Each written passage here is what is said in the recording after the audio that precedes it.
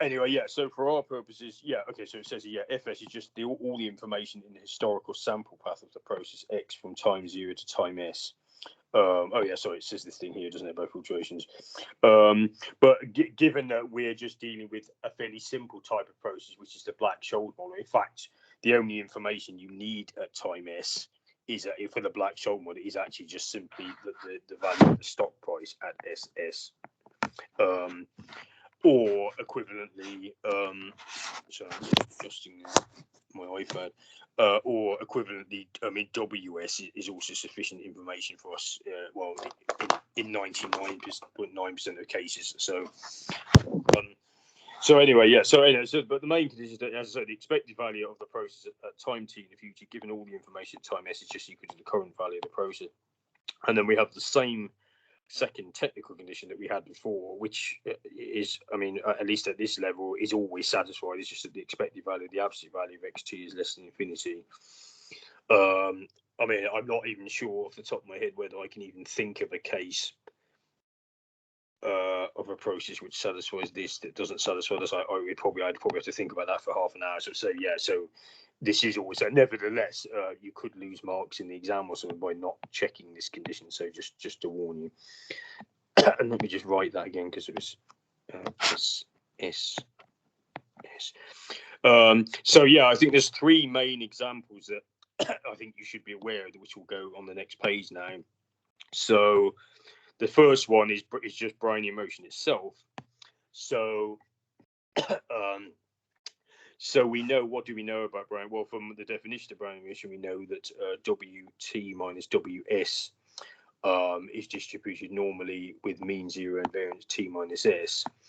And in fact, the conditional distribution of this, even at time s, still has the same distribution, because the distribution of Wt minus Ws does not depend on how the Brownian motion got to the level Ws at time s.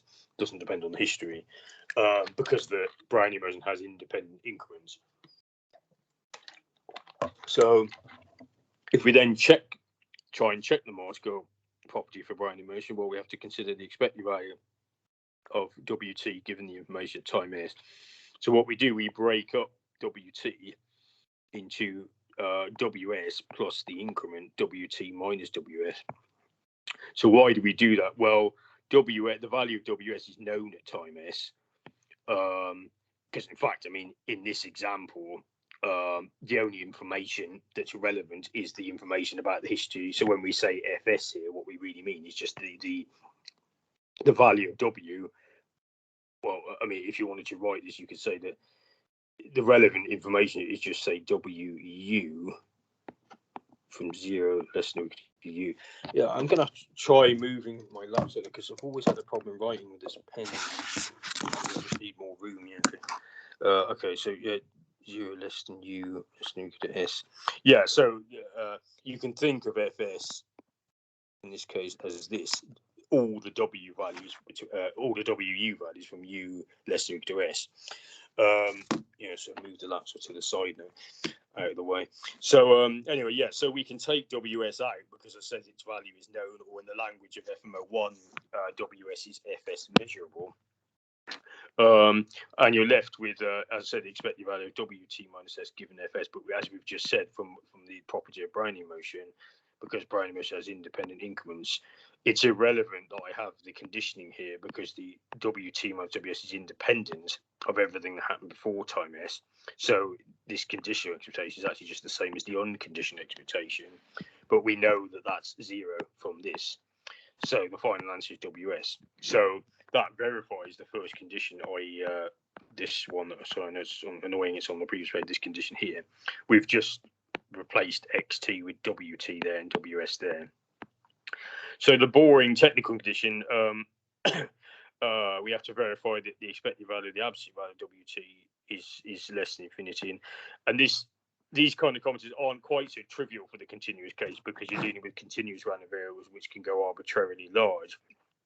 So, but I mean, we know what the density of Brownian motion is. It's given by this normal density here. Here's your integrand, as it were, or your payoff. You know, it's the absolute value of x, because x is the dummy variable representing Wt. And Well, if we look at this integral, I mean, when x is large and positive, so let's say x is greater than 0 and x is large, so a way we can write that is put x sort of greater than 1, which just means much larger than 1. There's a common notation for that. We know that this is essentially the same integral, at least when x is positive, that you would perform if you were computing just simply the expectation of wt. Well, okay. Actually, okay, I don't even need to say that yet. All right. Yeah, all that matters, rather, is that the exponential term here decays much quicker than the linear term in x, which is growing. So therefore, this whole integrand is integrable as x tends to infinity. So this integral comes out finite. And similarly, I mean, this function that I've highlighted here is an even function, so it's the same. It's the same analysis if x is negative.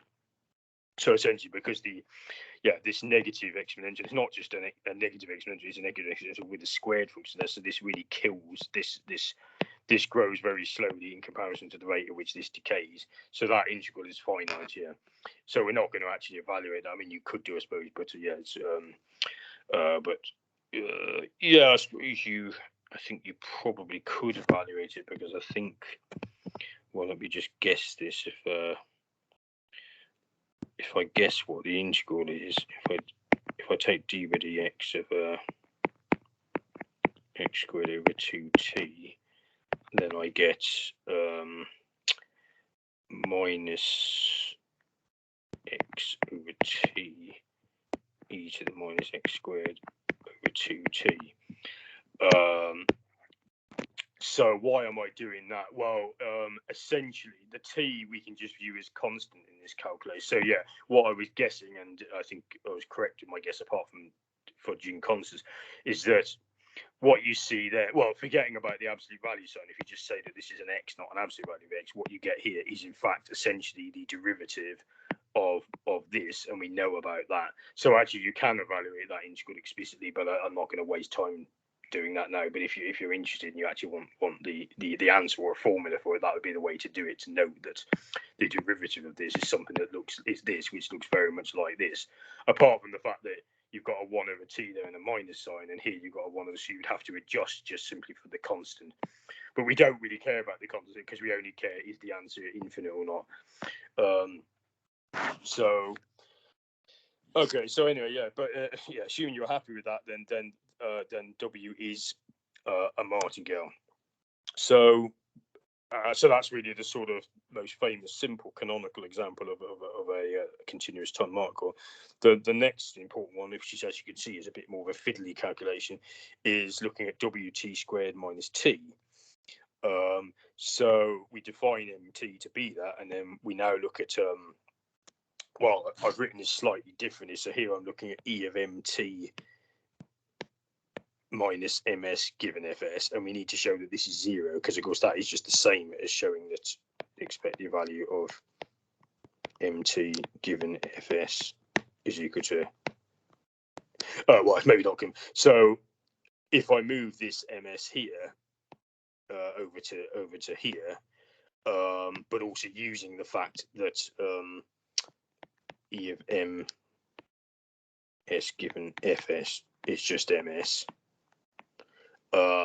then we can see that if we show that this thing is 0, which we eventually will do, then this being 0 is the same as this, because Ms is known when we have all the information at Fs, because it's just Ws squared minus S, why you want to replace T by S there. So this is, although it looks long, it's not really that advanced, I wouldn't say. It's just a bit tedious algebra. So we write in the definition of Mt and Ms, you get Wt squared minus T and Ws squared minus S, blah, blah, blah. Okay, so there's constant terms here. You got minus T and minus S, so it's minus T or minus brackets T minus S. That just comes outside because it's a non-random term. Then we use the same trick again. We rewrite Wt as Ws plus Wt minus S. We leave that as it is. We then expand out this quadratic. So you get Ws squared plus 2Ws into Wt minus Ws, and that final increment. That's just basic algebra. So I think I'm missing here. Yeah, okay. So 2 terms have cancelled then. So what terms have cancelled? So that term then cancelled with that term. So I can put a line through them. And then you're left with 2ws times that, and then this squared increment here, and that's still there from before.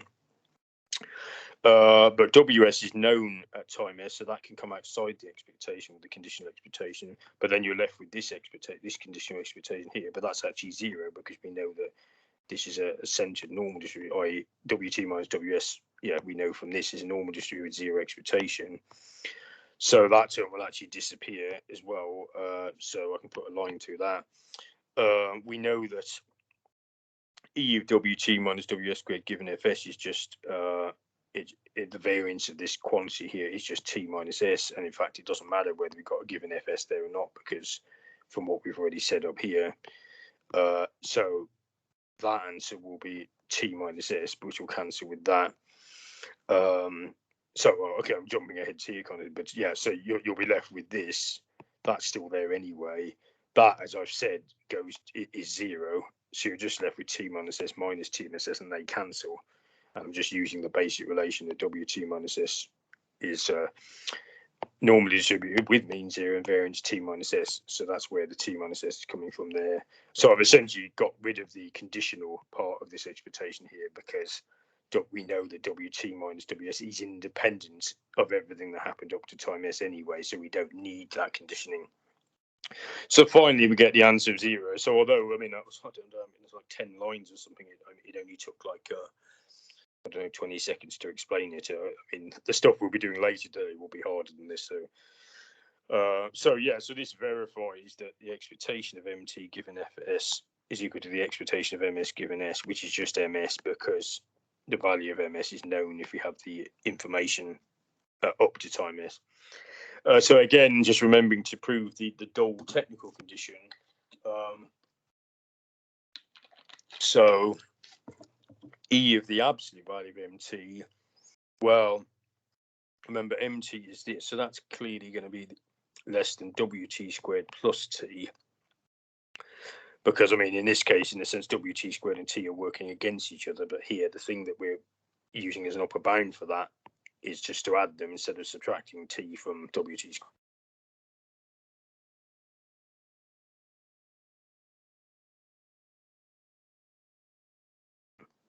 So hence m is a true martingale.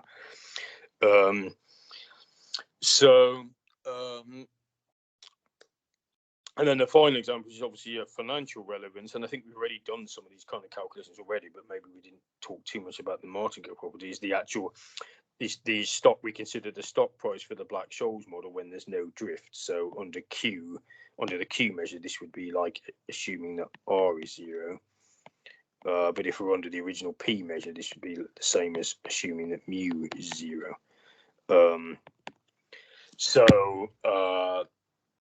And again, I'm sure I did something very similar to this a few weeks back, but sometimes I forget these things. But anyway, so we need to consider anyway the expected value of st given fs. I'm always assuming that s is less than or equal to t. So we basically break up st as follows into ss, which is this, and then the remaining stub term, which is essentially how we get from ss to st.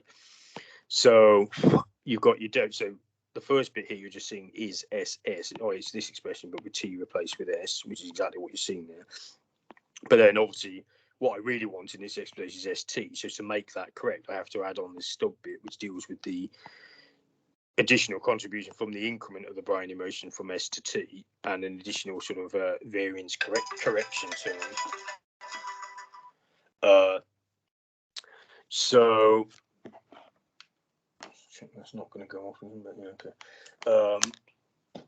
And then, but then, what do we know? We're again taking the conditional expectation at time s, but ss is known at time s. So all this, that's no, well, this term here that I've circled is ss. Maybe I'll do that, highlight that in red carefully. That whole term can come outside, and that's what I've done here. That is the ss you're seeing there. So the only remaining stuff inside the conditional expectation is what you're seeing there. And as I said, I'm using that the value of SS is known at time S. But so I'm sure we have done this kind of thing 2 weeks ago, but obviously you've kind of been away, so well, on holiday rather, so you might have forgotten. So for any normal random variable x, we know that the moment generating function of x, this was discussed in the very first skill session. The expectation of e to the px is equal to e to the mu p plus a half nu p squared. Note that my variance here, my general normal random variable, is this Greek letter nu, but you can think of it as v if you want, doesn't really matter. So in our case, the Rx variable of interest is this, and our p-value would just simply be 1 because we have a normal random variable in here, and then we're just exponentiating it, but we're not multiplying by a p variable. Well, we are, but p is 1. So the relevant mu here, the relevant drift, is minus a half sigma squared into t minus s, and the nu squared value would in fact be sigma squared times t minus s, i.e. the variance of what you see there. So, and the mu, where did that come? That's just what you see here. And this term is coming from the variance of, this is the, well, let me just explicitly say that. So this is the variance of sigma times Wt minus Ws. So, and then what do we do? So looking at this then, so we've said that the,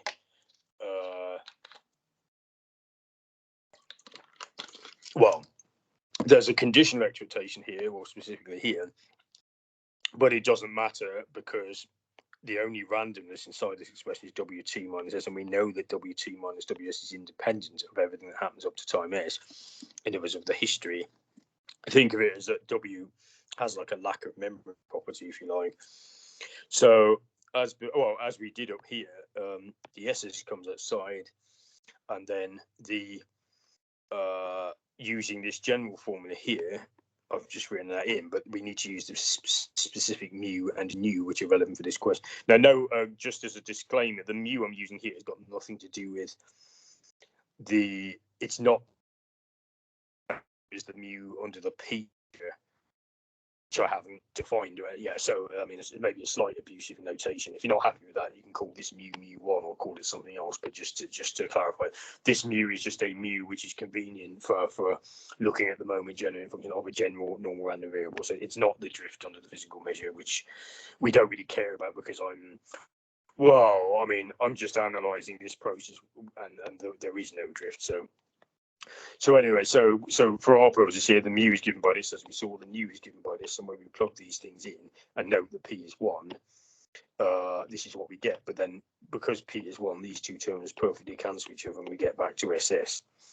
So, and then again, checking the final part, the expected value of the absolute value of ST, well, it's just the expected value of ST because ST itself is positive, so it makes no difference. So using this formula in the case when S is 0, we see that this condition is satisfied as well. So S is in fact a true margin code. The second technical condition is also satisfied. So that's certainly the most important example because there's a lot of other kinds of questions I could set in the exam that are similar to this kind of computation nature, whereas this one I don't think is so financially relevant. Okay, so it's 7:24 now. So this next part here, then there is a video already on Keats. I think it's been there a while. This first hitting time to brain emotion. So, unless I still finish very early, but I don't think I will. So I don't think I'll be doing this now because it's in that video. But more important for today, yeah, as I said, is this next part, which let me think. So as I said, the homework today, if you now look on Keats, will be questions very similar to in fact what we're going to do here right now. It's just two questions. Well, or rather, the first question is similar to what's there. I'm trying to think what's here in terms of a video. Okay, yeah, there is already a video on this. It was a previous version of it that I'd recorded, but I will go through this again now. I think the video I've got there is longer than what I have. So maybe there's some stuff I took out, but I'll double check that after. I'll clarify that on Keats. But in terms of what you'll need for the skill set today, we'll go through this now. So we're now going to look at, this is more interesting, although as you may have guessed, it's also going to be a bit harder. We're going to look at barrier options, and then specifically how you can, price and hedge barrier options using something called semi-static hedging.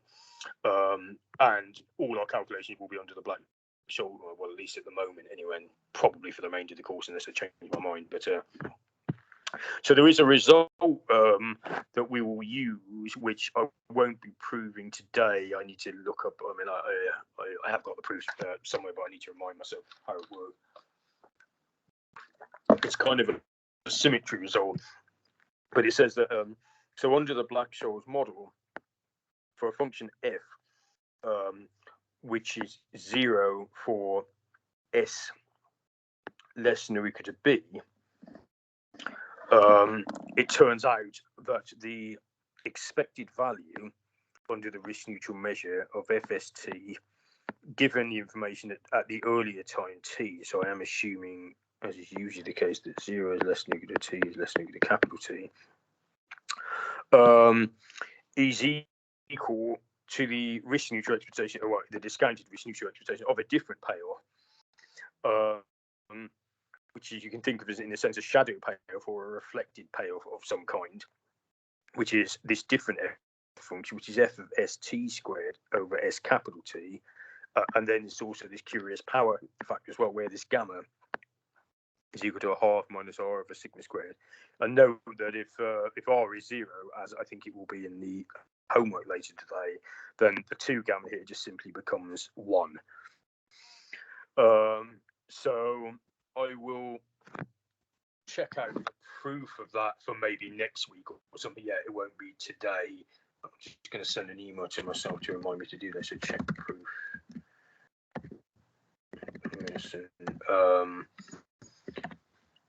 I may or may not include it next year. I'll have to just remind myself how difficult it is. But for now, I would say we will take this result as given. And then, well, okay, this must have been taken from a previous question. It says using this relation, so it's written a bit like a question. We can, oh no, it isn't. Okay, yeah, sorry, using this relation, we can replicate and hence price a knockout call option with a strike K and a barrier B with European type contracts. So how does a knockout work then? If I just try and draw a rectangle or something. Yep, good. Okay, fine. So if we have this as a barrier level here called B, and let's say S0 is here, and we're just saying we're considering a European type payout, but if the stock price hits this barrier level before the final time capital T, then the option, this knockout option, dies. And you can think of the final payoff as some function. Let me go back to using the that's not all, didn't quite work, didn't it? Yep, better. So, and remember I said here, well, actually, yeah, I need to. I think this relation actually holds even without this assumption. This f of s equals 0 for s less than b. But as far as our interest in barrier options, this is still a key thing that does need to hold when we're actually looking at barrier options. So I'm looking at I'm considering a function here, some function like that, which is 0 for s less than b, if that's your b level, and this is your s axis here. But if you want, you can also think of this function as being drawn by taking this graph and rotating it, and we can, at least, I mean, some students this helps, some students it really doesn't help. I can draw that function here where I just rotated that function, and I now think of this is the s axis, and here is me plotting the function as a function of s as the independent variable. So think of this graph as this rotated. But if you get that, great. If not, forget about it. Yeah, because as I said, I think some people that helps, some people don't. I'm just saying that if you're happy with that rotation, you can draw the payoff here. Consider where we consider this s axis as our usual kind of x axis, i.e., this axis here corresponds to this axis here. So anyway, so if we take this result as given. What will be key to us is what happens if the stock price hits the barrier. So if ST is equal to the barrier level. So if we consider f of S equal to the usual call option payoff, S minus K plus, and remember that's just the same as S minus K plus is, remember, it's just the maximum of S minus K and 0. But we multiply it by an indicator function that's that only spits out 1 if S is actually greater than B. We've obviously seen these indicator functions before. Then this is just equal to S minus K plus for K greater than B anyway, because for S minus K to be non-zero, S has to be greater than K, and I'm assuming that K is greater than B anyway. So if K is greater than B, then this just simplifies to that. So then if we then go back and look at equation 24, that tells us that a European call option would strike K, i.e., so I'm looking at equation 24 now with this F function, which we've shown simplifies to this if K is greater than or equal to B. So this tells us that a European call option would strike K, which is what we have on the left-hand side, is equal to the thing on the right-hand side. So what we want to do is evaluate what's on the right-hand side if ST is equal to B for this specific F function given by this. So well, both sides have the discounting term, so I can just, for the purpose of comparison, I can just say that I can just I just care about what the actual payoff of the option is, which is the thing inside the expectation. So the payoff on the left hand side being considered as that, and the payoff on the right hand side is that. But now I'm saying, note that ST is equal to B, capital B. So this payoff becomes, ST becomes this S capital T over B to the power of 2 gamma times, this, but it's probably not obvious at all, actually. Yeah, okay, I'm going to have to do that in more in slow motion. I think we'll create some space to do that slowly then. Yeah, so I need to analyse this when ST is equal to B. So my F function is given by that. But we have to replace S here by B squared over ST. So, okay, yeah, no, actually, I mean, he's reasonably clear. Yeah, so all I'm saying is I'm taking this function here, but I'm replacing now S by B squared over ST, because ST squared is B, and that's what this formula is telling me to do. So I'm replacing S in this call option pair with B squared over ST. So what this tells us that a European call option is worth the same if ST is at B. A European call option is worth the same as this more exotic payoff, which is it's actually, it's not a standard option. I mean, this part alone is kind of like a I won't even say, because it doesn't have a name, this option, but it's worth the same as an option with this terminal payoff here. But if we look at this payoff, we know that it only has a non-zero payoff if B squared over ST is greater than or equal to K. But if we rearrange that, that's the same as ST being less than or equal to B squared over K.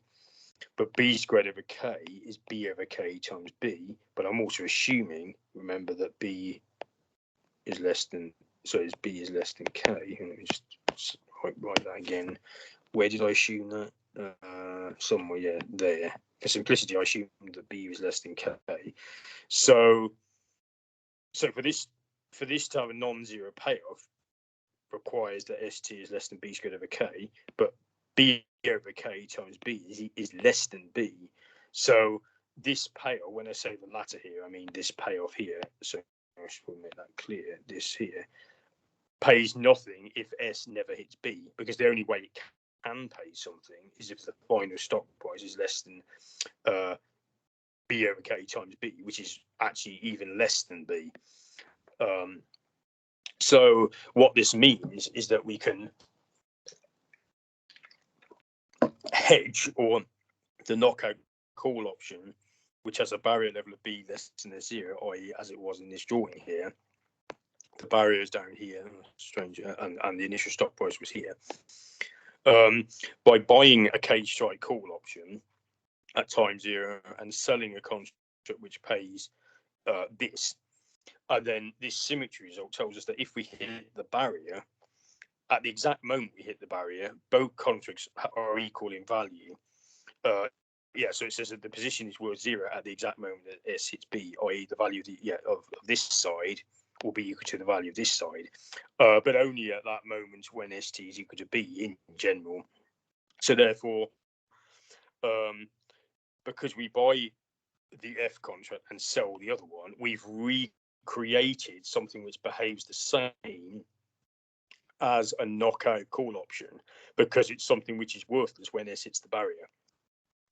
And therefore, as it says there, it mimics this portfolio mimics the behavior of the knockout call, as long as you unwind the I don't know, I should have said this so much.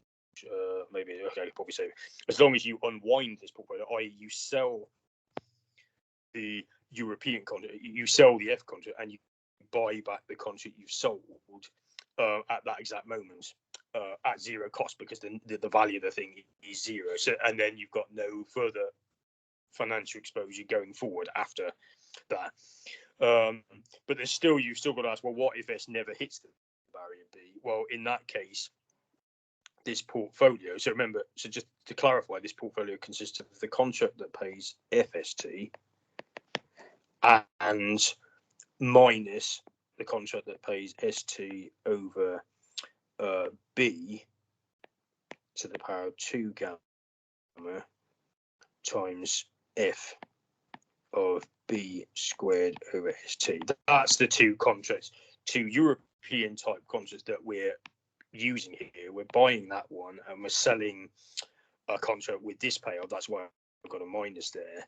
And what I'm saying is, at the moment when at the exact moment, if S hits B, at the exact moment when the stop price hits B, the value of this payoff and this payoff exactly cancel each other, and therefore you've got something which is worth 0, which is the same as what the actual barrier option would be doing.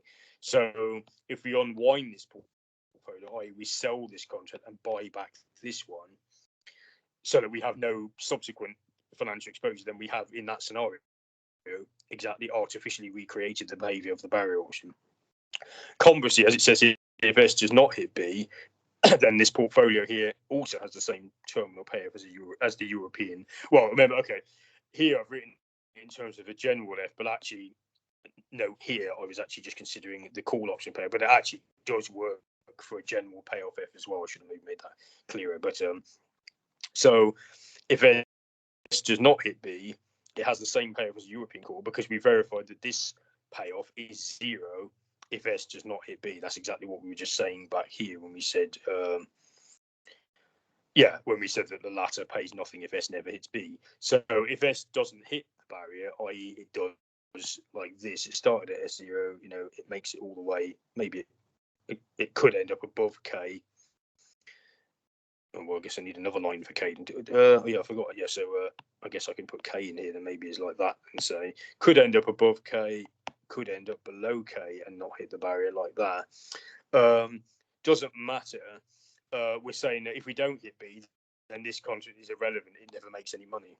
So in that case, if S doesn't hit B, then this portfolio that I've kind of written here also recreates the behavior of the barrier option, and therefore,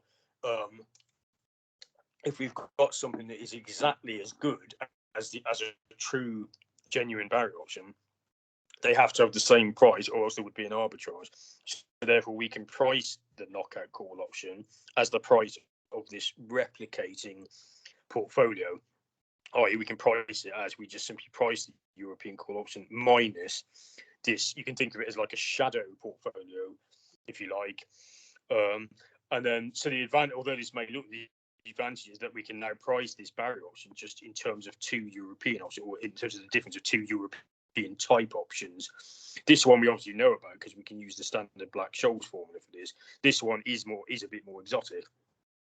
If gamma is, if R is 0, so gamma is a half, we can use the trick that we looked at just before the break, where you consider a payoff which is like of the form I don't know, I think it was like ST times f of ST, and you could change the measure and take the S outside the expectation. We'll get to that in the homework session today, the tutorial.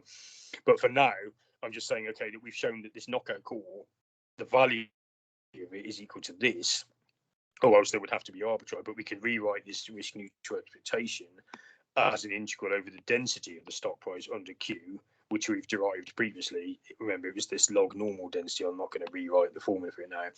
And here is me rewriting this payoff and that payoff in terms of the dummy variable S. And then you would have to evaluate in general this this integral here. So it's actually completely general as long as for any function f or any payoff f, as long as f of s is 0 for s less than b. But the specific example I considered, well, I was discussing a lot here, was the case when f is the call option payoff. So say you've got k here and the barrier here is below k. So this gives us an explicit integral formula for pricing a general knockout barrier. So it's quite a useful thing to do. So what do I say here? Yeah, so this I've talked a bit about. So if the interest rate is 0, then 2 gamma is equal to 1. Why do I care about 2 gamma? Because that appears there and there. So the payoff that we sell in this case, if we're looking at the case when f is equal to this, just re-highlight that. So in that case, this S over B to the 2 gamma just becomes ST over B times the maximum of B squared over ST minus K. Yes, yeah, so I know that's what we've got there. So you can take this constant inside this max and the terms cancel, so you just end up with B minus K ST over B, but then you can take this factor of K over B outside then to get K over B times the max of B squared over K minus ST. The reason I did this is I want ST in here on my own, because this now I recognise as being K over B put options with a strike of that. Remember, a standard put option, I don't know how many times I've said there's a standard put option, just pays the maximum of K minus ST and 0. So in this case, the K has changed to B squared over K, and it's also a certain number of put options that isn't 1. It's rather.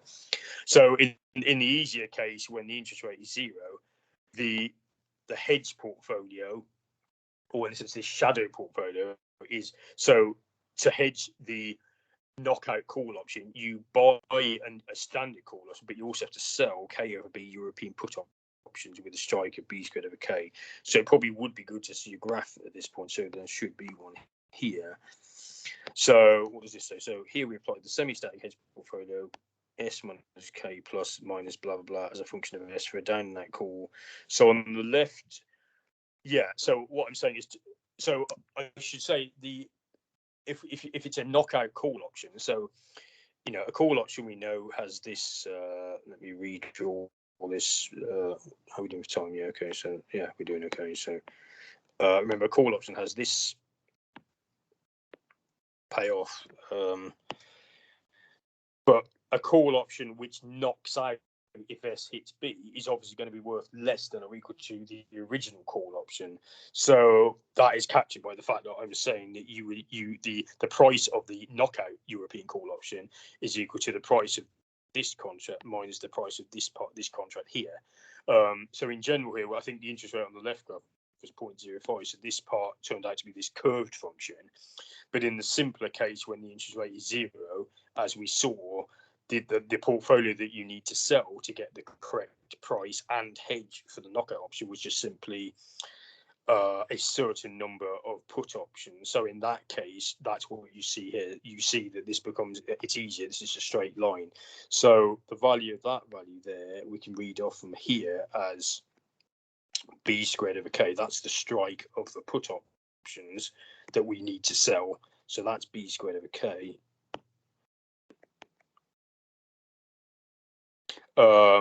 And this is a straight line which corresponds to a certain number of put options that we're selling. So it's a little bit more, I don't know, easy to remember and more standard than in this case when you've got this curve. So why do we have the curve? Well, because in general, if the interest rate isn't 0, then this behavior here, you've got this funny power function outside the f function. So it's not quite so simple. So what did I draw here then? Here we have plotted, which change the barrier level to B equals 0.8. K is 0.95. Set the interest rate to be 0,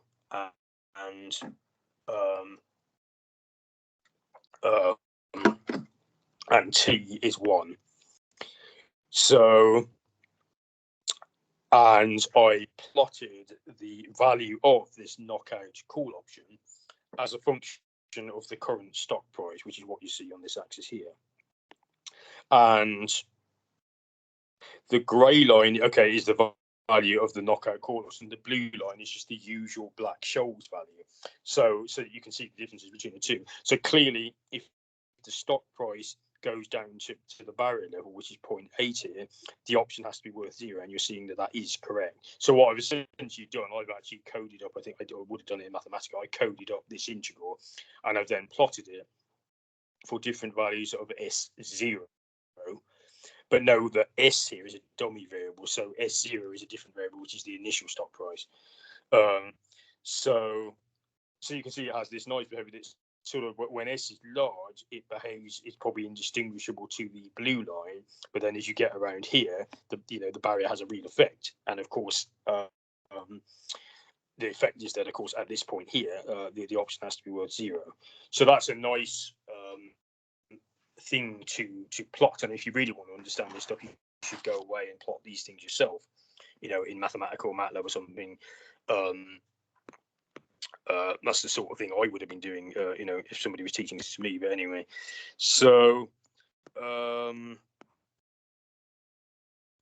yeah, okay. So I think there's just one final thing here. It's easy to miss this bit. If you want to compute the vega of the no touch, sorry,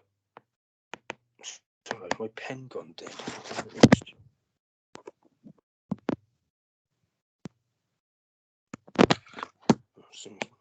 Okay, sometimes it does.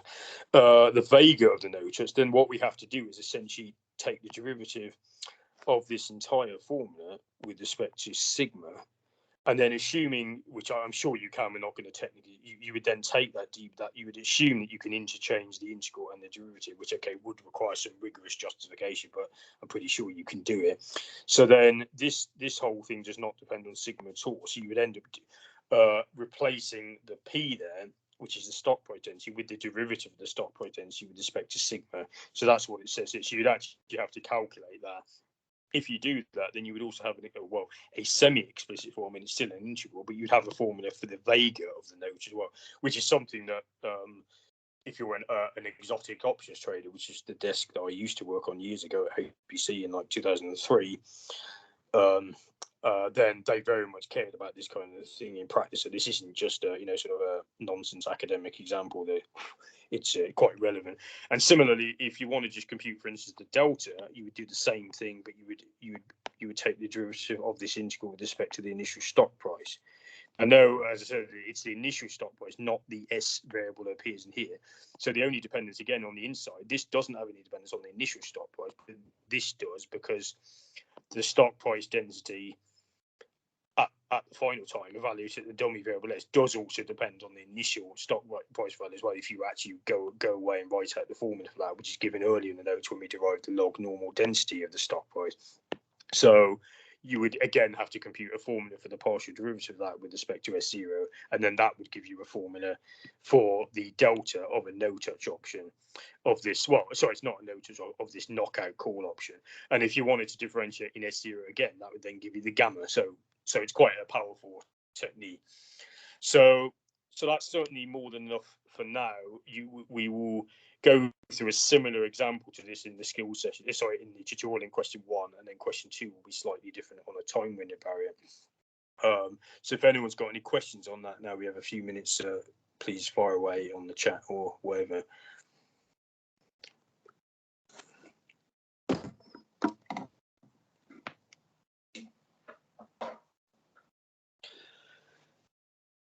There were some questions. Yeah, sorry, because I moved my laptop. Okay, so what is the difference between S and ST? I don't know exactly what equation Yubo is referring to, but in general, it would be that S is a dummy variable, usually being used in an integral. Or maybe Yubo can specify exactly which equation he was referring to there. I'm not generally letting the interest rate zero. I'm just saying for a lot of these barrier option questions, it's easier to let the interest rate zero. So I was just in certain cases saying this is what the formula simplifies to if R is zero. Yeah, I have a question on previous example 3. Hello? Hi, I think I can hear 2 people talking over. So. Yeah, I have a question about the example 3, the Black-Scholes stock price process. So not on what we're doing now. Yeah, it's on what we're doing. I mean, in this lecture. I mean, the first example. Okay. Sorry, you mean what we did told, before? Yeah. Okay. Yeah. Which example? Example 3. Yes. About the last few steps. Yeah. Okay. I have it in front of me now. Yeah. So which part? Yeah. You mean here? Yeah. Yeah. Here. So what was the problem? Yeah. I don't know how did you get from the expected SS to the SEE exponential mu p plus 1/2 v power 2 p power 2. So maybe I mean you could put in extra. So I mean first I'm saying that you can knock out that FS because WT minus WS is independent of everything that happened before, i.e. up to time S anyway. So you can forget about the fact it's conditional expectation. Also, SS is known at time S, so that can also be taken outside. So what you're left with is then just an unconditional expectation of the exponential part. And for that, you then use this formula here. So you're back to just sort of an exponential moment generating type calculation for it. So what I'm saying is this, all you care about is this calculation, the expected value of e to the sigma, WT minus WS. Okay, not much room here. This is all still in the exponential. So, I mean, obviously there's the S as well, but I've already taken that. So I just need to evaluate this, but this is just a special case of this formula here that we know from the first lecture, if that makes any sense. Yeah. Yes, thanks so much. It makes all sense. Can you upload the link for today's 2 p.m. tutorial on Qt? Okay. Do I usually do that? Yeah. Okay. Yeah, because some of you aren't officially signed up. Yeah. Okay. Yeah, that's fine. Yeah. I'll do that in just when we finish here. Somebody else said, what's the difference between the value of an option and the payoff? So, okay, hopefully I hope none of you will be asking this question in January, but the value of the option is the unique no arbitrage price of the option, which is priced, in general as, under the Black-Scholes is the discounted value of the expectation of Q of whatever the payoff is. I'll just put X because now we're also considering possible path-dependent pairs like this barrier option. That's a value of an option. The payoff of an option is just what the option actually pays at maturity. So the payoff is a random variable. The value of an option, well, you can think of random variable if it's the value of the option in the future, but today the value of an option is not a random variable because you know the value of an option today. So hopefully that. But if you're still not happy with that answer, then send me an email after the lecture. Yeah. So the barrier option is yeah, but it's a little bit. Yeah, I mean, I'm still not really happy with the way they're making us teach during this COVID thing because I have to do too much material with you, and then I kind of run out of material a month away from the exam. More or less, there may be a little bit of stuff on jump processes as well, possibly, but I need to discuss with Professor Riedler, the head of the group for that. But I mean, he's very keen for me not to give you too much material anyway, and to keep things simple. So particularly as it's a hopefully you all should know that I don't know if it's been absolutely 100% through, but it's looking like the exam in January will be a closed book exam. So you have to be in London to take the exam, and know no computers, phones, or anything in front of you. So in case any of you missed that, then you need to. If you weren't planning on being in London, I think you have to be. I mean, I would rather we didn't have to do it that way either. But you're just to warn you. So, how you get mu and sigma in question 3? You mean example 3?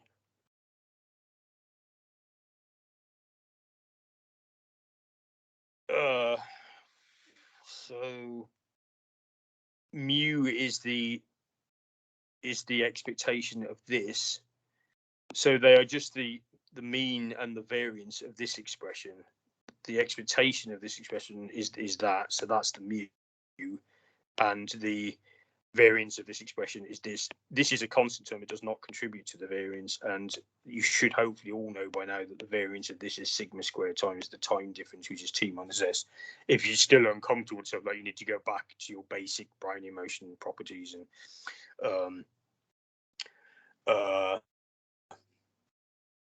so any other questions?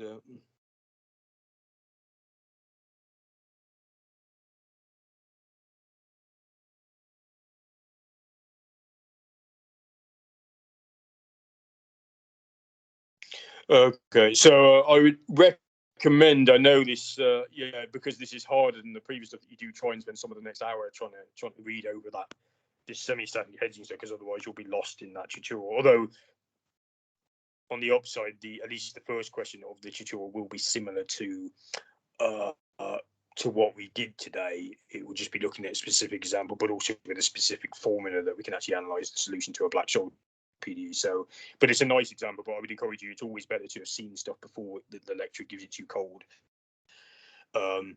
So yeah, so I agree with you, Bo. Yeah, this stuff is a bit harder, but I have to. I'd be happy to just finish the course now and give you the exam. But unfortunately, it goes on for another month. I've got to give you something to. So again, yeah, I sometimes set the interest rate to be 0 to simplify the formula, particularly for barrier options. Often the answer is simpler when the interest rate is 0. So that's why, for convenience, yeah, and because sometimes we can say a bit more when the interest rate is 0, yeah.